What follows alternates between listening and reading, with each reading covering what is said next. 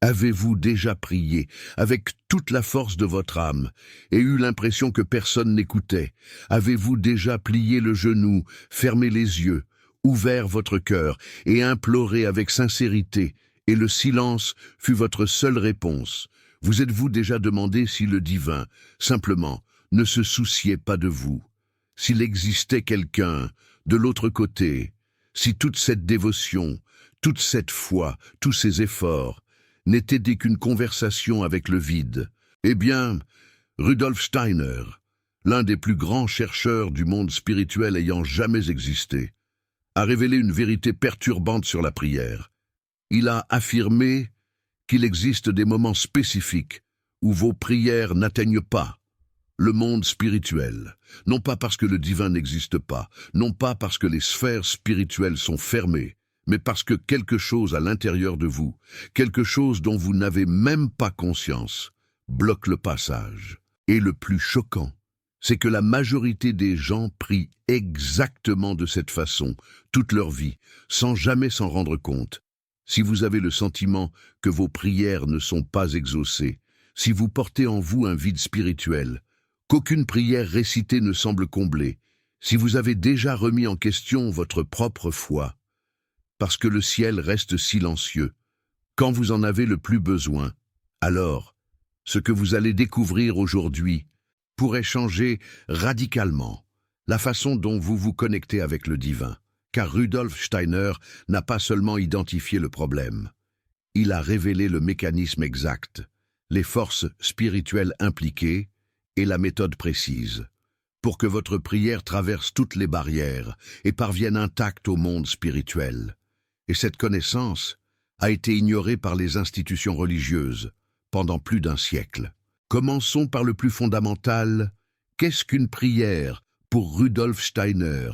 Parce que si vous ne comprenez pas cela en premier, rien de ce qui va suivre n'aura de sens. Pour la plupart des gens, prier, c'est demander, implorer la santé, implorer l'argent, implorer la protection, implorer que quelque chose de mauvais n'arrive pas. La prière est devenue essentiellement une liste de souhaits envoyée à un divin qui fonctionne comme une sorte d'administrateur cosmique. Vous envoyez la demande et vous attendez la livraison. Et quand la livraison n'arrive pas, vous concluez que le divin n'a pas entendu, que vous n'êtes pas digne, ou que la prière, simplement, ne fonctionne pas. Rudolf Steiner a examiné cela et a dit quelque chose qui a choqué ses contemporains. Il a dit que la prière n'a jamais été faite pour demander. La prière originelle, la prière véritable, la prière qui connecte réellement l'âme humaine avec le monde spirituel, n'est pas une demande. C'est un alignement, c'est l'acte conscient de l'âme, de s'élever au-dessus d'elle-même et de rechercher l'harmonie avec les courants divins qui imprègnent l'univers. Quand vous priez vraiment, vous ne demandez rien au divin, vous vous déplacez en direction du divin, et ce mouvement, cette ascension interne de l'âme, est ce qui ouvre le canal entre vous et le monde spirituel. Et voici le premier problème. La plupart des prières modernes font exactement l'opposé. Elles n'élèvent pas l'âme, elles la tirent vers le bas. Parce que, lorsque vous priez en demandant quelque chose de matériel, quelque chose pour vous-même, quelque chose qui satisfasse vos désirs personnels, vous ne vous élevez pas, vous ancrez votre âme encore plus fermement dans le plan matériel. Vous dites au monde spirituel que ce qui compte pour vous, et ce n'est pas l'évolution de l'âme, ce n'est pas la communion avec le divin, ce n'est pas le service aux autres. Ce qui compte, c'est vous, vos désirs, vos besoins, votre confort. Et le monde spirituel reconnaît cela et reste silencieux. Rudolf Steiner a été direct en décrivant cela dans ses conférences sur la nature de la prière. Il a dit qu'il est nuisible de permettre qu'une impulsion égoïste se mélange avec la prière ou avec la contemplation mystique. Et il est allé plus loin. Il a dit que si nous voulons trouver le divin uniquement pour le garder dans nos âmes, pour notre propre bénéfice, nous affichons un égoïsme maladif qui se maintient jusque dans les sphères les plus élevées de l'âme. Autrement dit, la prière égoïste n'est pas seulement inefficace, elle est spirituellement dangereuse, parce qu'elle alimente exactement les forces qui bloquent votre connexion avec le divin. Mais attendez, quelles sont ces forces? Qui ou quoi se tient entre vous et le divin quand vous priez? Et la réponse de Rudolf Steiner à cette question est peut-être la partie la plus révélatrice de tout ce qu'il a enseigné sur la prière. Rudolf Steiner a identifié deux forces spirituelles qui agissent constamment sur l'être humain et qui interfèrent directement dans la qualité de sa prière. La première, il l'a appelée Lucifer. La seconde, Ahriman. Et avant que vous ne pensiez à des figures avec des cornes et des tridents, oubliez tout ce que les institutions religieuses vous ont enseigné sur ces entités. Parce que ce que Rudolf Steiner décrit est radicalement différent et infiniment plus sophistiqué.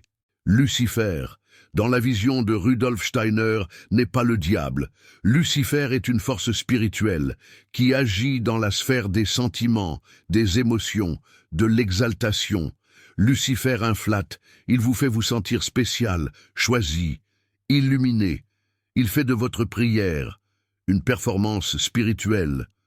Lorsque vous priez et que vous ressentez cette vague d'émotion qui vous fait penser que vous êtes connecté avec le divin, que vous êtes plus spirituel que les autres, que vous avez atteint un niveau que peu atteignent, ce n'est pas une connexion divine, c'est Lucifer. Il est en train d'infler votre ego spirituel. Il est en train de transformer votre prière en un acte de vanité, déguisé en dévotion. Et le résultat, c'est que la prière ne monte pas, elle tourne autour de vous-même, comme une toupie dorée, qui semble magnifique, mais ne quitte pas sa place. Pensez-y un instant. Combien de fois êtes-vous déjà sorti d'une prière en vous sentant élevé, spécial, presque supérieur aux autres qui ne prient pas comme vous? Combien de fois cette sensation de connexion spirituelle était en réalité une sensation d'être plus évolué, plus éveillé, plus proche du divin que le reste de l'humanité? Rudolf Steiner a averti que c'est le piège le plus subtil de Lucifer, parce qu'il se déguise parfaitement. En expérience spirituelle authentique, la personne ressent une émotion réelle, ressent des larmes dans les yeux, ressent des frissons, mais tout cela est contaminé par l'ego, et le monde spirituel reconnaît la différence entre une âme qui s'élève par amour du divin et une âme qui s'enfle par amour d'elle-même, reconnaît et reste silencieux. La deuxième force, Ahriman, agit au pôle opposé. Si Lucifer inflate, Ahriman contraint. Ahriman est la force de la matérialisation, de l'endurcissement, de la mécanisation. C'est Ahriman qui transforme la prière en un rituel vide. Quand vous répétez les mêmes mots tous les jours sans ressentir absolument rien, quand vous priez par habitude, par obligation, par peur d'être châtié si vous ne priez pas, quand la prière est devenue une routine, aussi automatique que de se brosser les dents, c'est Ahriman. Il a transformé votre prière en un mécanisme. Il a retiré l'âme de la prière, et une prière sans âme n'est que des mots, jetés au vent, n'atteint personne, n'arrive nulle part. Percevez ce qui est en train de se passer. Vous avez deux forces agissant sur votre prière au même moment, une qui la transforme en spectacle émotionnel et une autre qui la transforme en répétition mécanique. Une qui vous fait vous sentir trop spécial et une autre qui vous fait ne rien sentir. Et entre ces deux forces, votre prière reste prisonnière. Imaginez une lettre, écrite avec soin, mais qui n'atteint jamais son destinataire, bloquée en chemin. La plupart des gens vivent ainsi, toute leur vie, sans même s'en rendre compte, prier chaque jour, avec une dédication totale. Et pourtant, la lettre n'arrive jamais. Et voici la révélation centrale de Rudolf Steiner, que la plupart des religieux n'ont jamais entendue. Lucifer et Ahriman ne sont pas les ennemis du divin, ce sont des forces nécessaires à l'évolution humaine. Rudolf Steiner les décrit comme les deux plateaux d'une balance. Lucifer tire d'un côté, Ahriman tire de l'autre, et au centre de cette balance, maintenant l'équilibre, se trouve le Christ, non pas le Christ historique, non pas le Jésus des institutions religieuses, mais le Christ cosmique, la force d'équilibre universelle qui permet à l'esprit humain de trouver le juste milieu entre l'exaltation vide et la mécanisation sans âme. Cela signifie quelque chose de profond pour l'élévation de l'âme. Lorsque vous priez, dominé par Lucifer, votre prière est pur sentiment, sans substance. Lorsque vous priez, dominé par Ahriman, votre prière est pure forme, sans sentiment. Mais lorsque vous trouvez l'équilibre, lorsque le Christ agit en vous, votre prière devient quelque chose de complètement différent. Elle devient un acte de conscience pure, un mouvement de l'esprit, qui est à la fois profondément ressenti et clairement orienté, et cette prière, et seulement cette prière, traverse toutes les barrières et atteint le monde spirituel, les sphères supérieures. Mais calme, parce que maintenant, nous devons aller plus profond, beaucoup plus profond. Rudolf Steiner ne s'est pas limité à identifier le problème et les forces impliquées. Il a révélé le mécanisme exact de la façon dont l'élévation de l'âme fonctionne dans le monde spirituel. Et ce qu'il a décrit est tellement extraordinaire que cela change complètement votre compréhension de l'acte de prier. Rudolf Steiner enseignait que lorsqu'un être humain prie, de manière véritable, quelque chose se produit dans les plans supérieurs de l'existence, qui est aussi réel que n'importe quel événement physique. La prière véritable crée un courant spirituel, pas métaphoriquement, littéralement, un courant de force subtile qui part de l'esprit humain et se dirige vers le monde spirituel. Et ce courant porte une signature, une marque énergétique, qui révèle exactement ce qui a motivé cette prière. Si la motivation est pure, si l'âme s'est élevée au-dessus d'elle-même et cherche la communion avec le divin, par amour du divin, le courant est propre, clair, lumineux. Il traverse les plans spirituels, comme la lumière traverse le cristal, et le monde spirituel le reçoit et répond. Mais si la motivation est égoïste, si l'âme implore pour elle-même, s'il y a de la peur, de l'attachement, de la vanité ou des désirs matériels, mélangés à la prière, le courant se trouble, il devient lourd, opaque, déformé. Et au lieu de monter en direction du monde spirituel, il se courbe, de retour vers le priant lui-même. Comme un boomerang, la prière revient à vous, portant non pas la réponse du divin, mais le reflet de vos propres désirs, et vous confondez ce reflet avec une réponse divine, ou pire, vous ne recevez rien, et vous concluez que le divin n'existe pas. Vous vous souvenez, lorsque vous avez prié de toutes vos forces, et que vous avez senti que personne n'écoutait. Maintenant, vous comprenez ce qui s'est passé. L'élévation de l'âme n'a pas échoué, parce que le divin n'était pas là. La prière n'est pas parvenue au divin, parce que quelque chose dans votre motivation l'a empêché de monter. Et ce quelque chose n'est pas péché, n'est pas châtiment. C'est simplement la loi spirituelle, fonctionnant avec la même précision impersonnelle que la loi de la gravité fonctionne dans le monde physique. Rudolf Steiner a été encore plus spécifique. Il a révélé qu'il existe des moments de la journée où l'élévation de l'âme trouve plus de facilité et des moments où elle rencontre plus de résistance.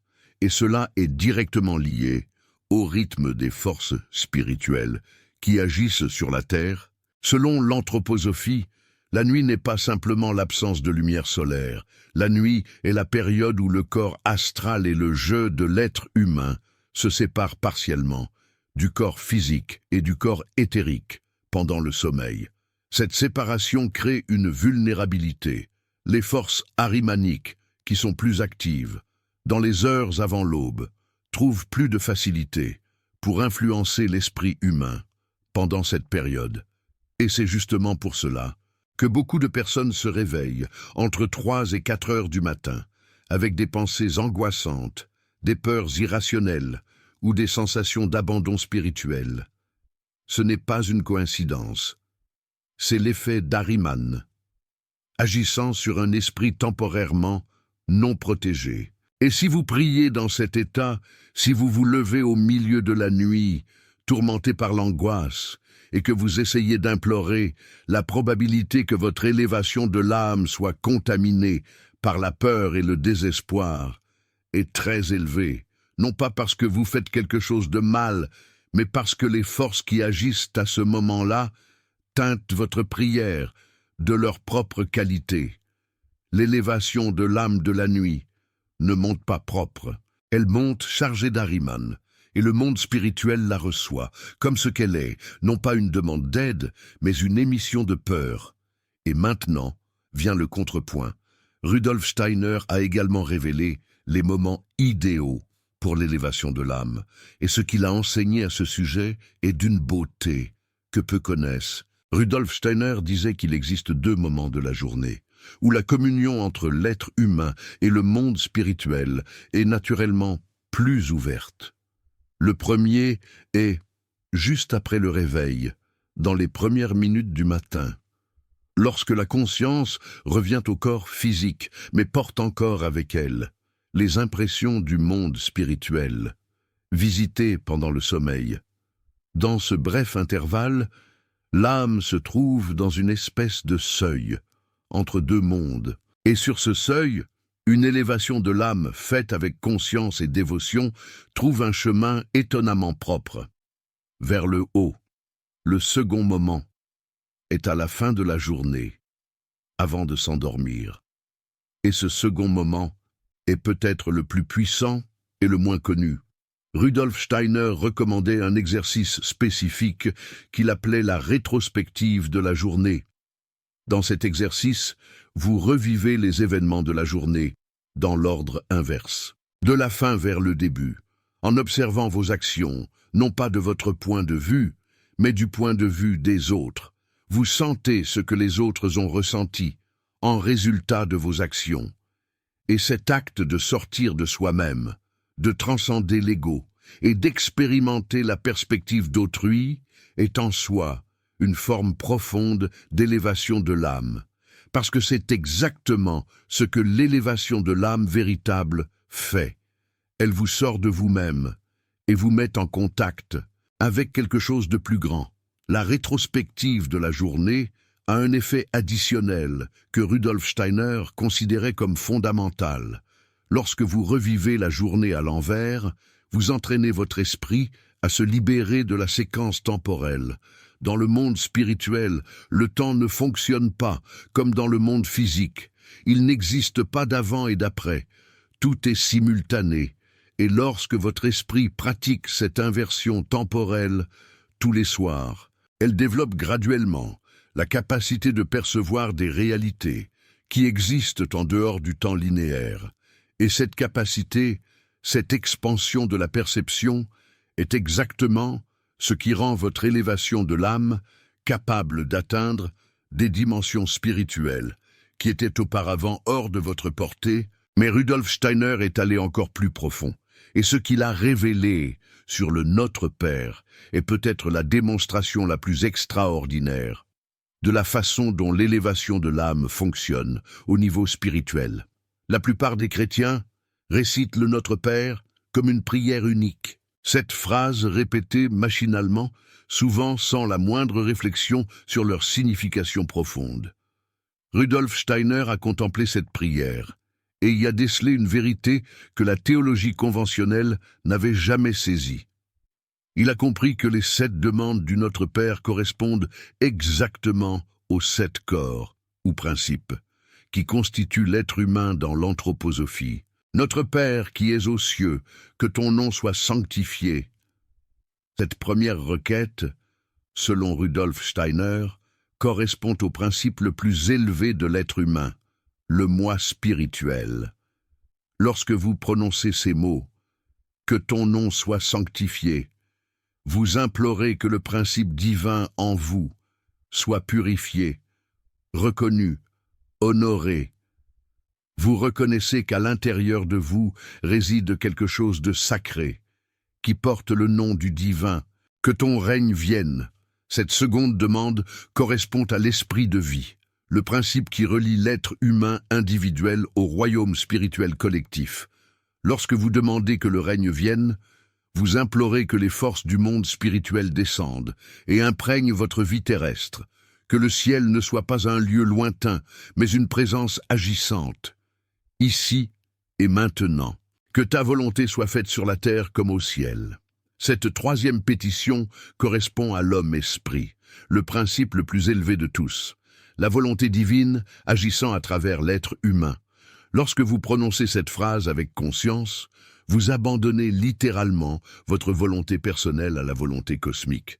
Vous déclarez que ce n'est plus ce que vous voulez qui compte, mais ce dont l'univers a besoin que vous fassiez. Et alors, la transition s'opère.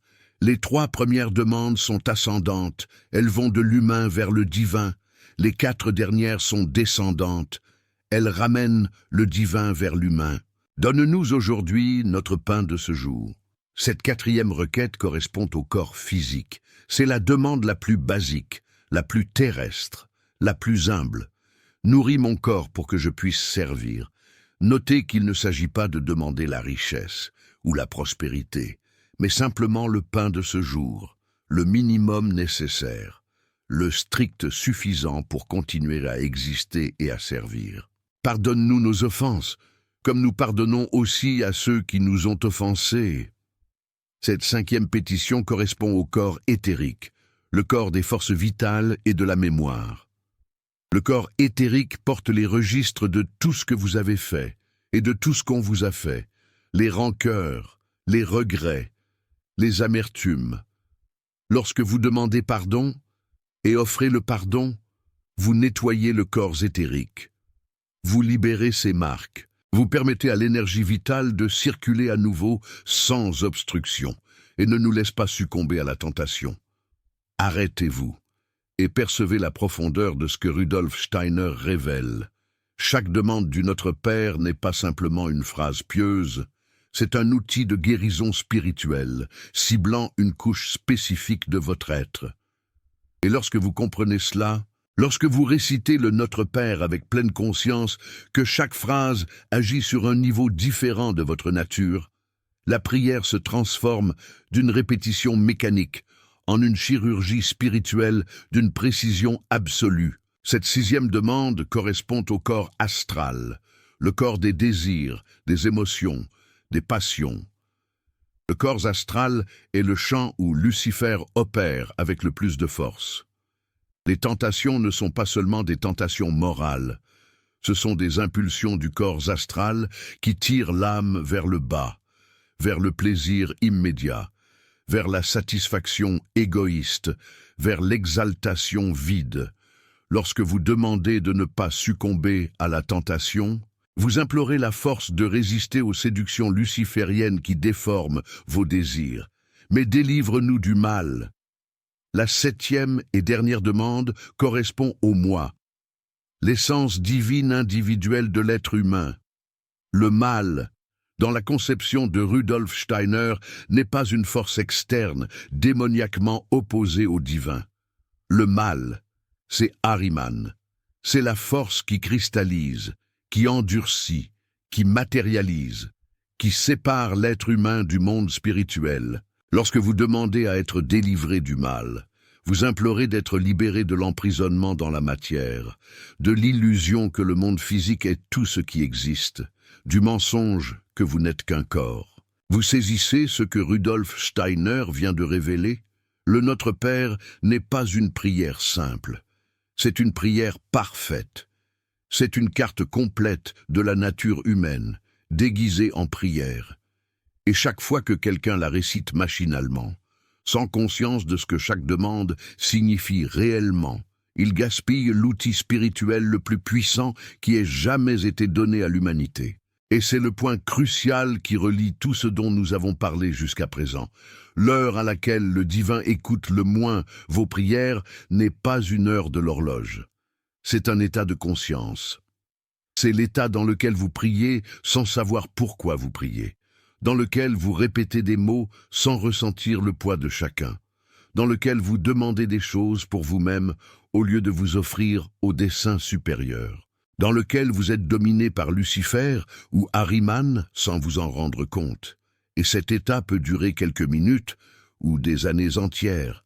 Il y a des gens qui prient tous les jours depuis des décennies et qui jamais, à aucun moment, n'ont fait une seule prière véritable, parce qu'ils ne sont jamais sortis d'eux-mêmes, n'ont jamais transcendé l'ego, n'ont jamais laissé la prière être ce qu'elle devrait être, non pas une demande, mais une offrande. Rudolf Steiner a enseigné une méthode pratique que chacun peut appliquer pour transformer sa prière.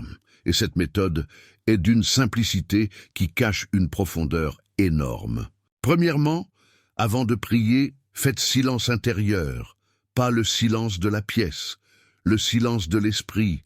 Arrêtez de penser, arrêtez de planifier ce que vous allez dire au divin, arrêtez de formuler vos demandes, restez simplement en silence. Rudolf Steiner disait que le silence intérieur est l'antichambre du monde spirituel. Tant que votre esprit est bruyant, tant que vos pensées tourbillonnent, la porte vers le monde spirituel reste fermée, non par la volonté du divin, mais parce que le bruit intérieur est comme une statique qui empêche la transmission. Deuxièmement, après le silence, amenez la conscience vers une seule pensée, pas une demande, une pensée, un concept spirituel. Cela peut être une phrase de Rudolf Steiner, cela peut être l'une des demandes du Notre Père, cela peut être l'image du Christ. Ce qui importe, c'est que cette pensée soit soutenue dans la conscience avec une concentration totale. Rudolf Steiner appelait cela la méditation et disait que la méditation est la prière élevée au niveau de la pensée. Tandis que la prière conventionnelle opère au niveau des sentiments, la méditation opère au niveau de la pensée consciente. Et la pensée consciente a une capacité de pénétration spirituelle que le sentiment seul n'a pas. Troisièmement, après avoir soutenu la pensée pendant quelques minutes, lâchez-la, videz à nouveau la conscience. Et dans ce vide, dans cet espace ouvert que vous avez créé en suspendant la pensée, attendez. N'attendez rien de spécifique. N'attendez pas de voix ou de vision. Attendez simplement avec ouverture, parce que c'est dans ce vide conscient que le monde spirituel peut enfin répondre. Pas avec des mots que vos oreilles entendent, mais avec des impulsions que votre âme reconnaît, avec une paix qui n'a pas de cause apparente, avec une clarté qui surgit de nulle part, avec une certitude silencieuse que vous n'êtes pas seul. Revenons à ce que Rudolf Steiner a dit sur l'égoïsme dans la prière. Il y a là quelque chose qui doit être dit avec une clarté absolue, car il est facile de mal l'interpréter. Steiner n'a jamais dit qu'il ne faut jamais rien implorer. Il n'a jamais dit que toute prière de demande est égoïste. Il a dit que la prière de demande doit venir après et non avant. D'abord, on s'aligne avec le divin. D'abord, on transcende l'ego. D'abord, on se met au service. Et alors, à partir de cet état élevé, si une demande surgit naturellement, cette demande ne sera plus égoïste. Ce sera une demande alignée avec la volonté cosmique. Ce sera une demande qui naît non de la peur, mais de la compréhension. Et ce type de demande, selon Rudolf Steiner, est toujours exaucé. Pas nécessairement de la manière dont on l'espère, mais toujours de la manière dont l'âme en a besoin. Il existe un concept dans l'anthroposophie qui illumine cela de façon définitive. Rudolf Steiner enseignait que chaque être humain possède un ange gardien, une entité spirituelle qui accompagne l'âme à travers toutes ses incarnations. Cet ange connaît le plan complet de l'âme. Il sait pourquoi on est ici. Il sait ce qu'on a besoin d'apprendre. Il sait quelles expériences sont nécessaires pour l'évolution. Et quand on prie avec conscience et sans égoïsme, c'est cet ange qui reçoit la prière en premier. Il évalue si ce qu'on implore est aligné avec le propos de l'âme. Si c'est le cas, la prière s'élève au-delà de l'ange, traverse les hiérarchies spirituelles et atteint le niveau qu'elle doit atteindre. Si ce n'est pas le cas, l'ange retient la prière, non par méchanceté, mais par amour. parce qu'accéder à une demande désalignée reviendrait à nuire à l'évolution de l'âme qu'il a juré de protéger. Cela explique quelque chose qui tourmente des millions de personnes, cette prière désespérée qu'on a faite et qui n'a pas été exaucée. Cette demande qui paraissait si juste, si nécessaire, si urgente, et qui a été ignorée. Peut-être n'a-t-elle pas été ignorée. Peut-être a-t-elle été entendue, évaluée et retenue par l'ange gardien, parce que l'exaucer aurait empêché un apprentissage dont l'âme a besoin. Et cette possibilité, aussi difficile soit-elle à accepter, est profondément libératrice, parce que cela signifie que le silence du divin n'est pas indifférence, mais protection. Vous venez de découvrir ce que Rudolf Steiner a révélé sur les blocages spirituels qui empêchent vos prières d'atteindre le monde spirituel. Cette connaissance a été censurée, déformée et simplifiée par les institutions religieuses pendant plus d'un siècle. Quand vous cliquez sur le Super Thanks, vous ne faites pas qu'appuyer une chaîne. Vous affirmez que ce type de vérité spirituelle doit continuer à être révélé. Que la science spirituelle de Rudolf Steiner mérite d'être connue. Vous n'êtes pas qu'un simple spectateur, vous êtes un gardien de ce savoir. Et maintenant, laissez-moi partager la partie finale, ce qui change quand on commence à prier vraiment. Les personnes qui appliquent la méthode de Steiner rapportent quelque chose que la théologie conventionnelle ne parvient pas à expliquer. Elles disent que ce n'est pas que leurs prières se mettent à être exaucées avec des cadeaux matériels ou des solutions magiques à leurs problèmes. Ce qui change, c'est quelque chose de beaucoup plus profond. Ce qui change, c'est que la peur disparaît, pas la peur de choses spécifiques, la peur existentielle. Cette peur diffuse qui reste au fond de l'âme et qui vous accompagne même les bons jours. Cette peur que la vie n'ait pas de sens, qu'on soit seul dans l'univers, que la mort soit la fin de tout. Cette peur se dissout simplement. Parce que quand on se connecte vraiment avec le monde spirituel, quand la prière traverse enfin toutes les barrières et qu'on sent, pas seulement qu'on croit, mais qu'on sent la présence du divin, quelque chose à l'intérieur de soi change pour toujours. On sait qu'on n'est pas seul, on sait qu'il existe un but, on sait que l'univers est habité par la conscience, par l'amour, par l'intelligence. Et ce savoir transforme tout.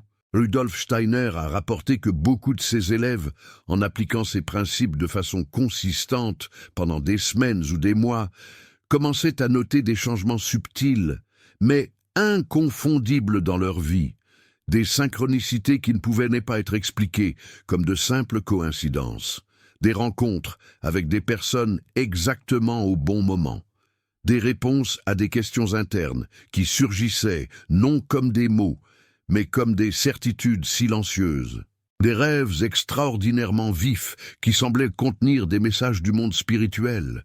Ce n'étaient pas des miracles au sens populaire du terme, c'étaient des signes que la connexion avait été rétablie, que la prière atteignait enfin l'endroit où elle devait atteindre, et que le monde spirituel répondait de la seule manière qu'il peut répondre à des êtres humains en état de veille, à travers des impulsions subtiles que l'âme reconnaît quand elle est suffisamment silencieuse pour écouter. Rudolf Steiner a décrit cette transformation avec une phrase qui synthétise toute son œuvre. Il a dit que quand l'âme cherche le divin où qu'il se révèle et qu'elle s'efforce pour l'illumination, elle sort immédiatement d'elle-même et échappe à l'ego étroit et égoïste. Et à ce moment, les tentations sauvages s'apaisent dans le calme et la paix. La prière véritable ne consiste pas à obtenir ce qu'on veut, mais à devenir qui on est. L'essence divine qui a toujours existé à l'intérieur de soi, cachée sous des couches de peur, de désir, de conditionnement. La prière véritable enlève ces couches, et ce qui reste quand toutes les couches tombent, c'est le Christ en soi, le moi véritable, l'étincelle divine que ni Lucifer ni Ahriman ne peuvent toucher. Il y a quelque chose de plus que Rudolf Steiner a révélé et qui mérite d'être dit ici. Il a enseigné que la prière ne bénéficie pas seulement à celui qui prie. Une prière véritable irradie une énergie spirituelle qui affecte l'environnement autour du priant. Quand quelqu'un prie avec une conscience pure, sans égoïsme, Les forces spirituelles libérées par cette prière affluent dans l'espace autour et touchent d'autres âmes qui sont proches. Cela explique pourquoi certains lieux sacrés, certains temples, certaines églises anciennes portent une atmosphère de paix si palpable. Ce n'est pas l'architecture qui crée cette paix. Ce sont des siècles de prières véritables qui imprègnent les murs, le sol, l'air, avec une présence spirituelle réelle. Et de la même manière, quand vous priez vraiment dans votre maison, dans votre chambre, dans votre coin silencieux, vous ne faites pas que vous connecter avec le divin.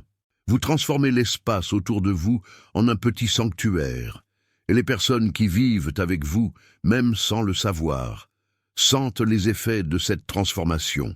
L'heure où le divin écoute le moins vos prières n'est pas une sentence, c'est un diagnostic. Et Rudolf Steiner n'a pas révélé cela pour vous décourager.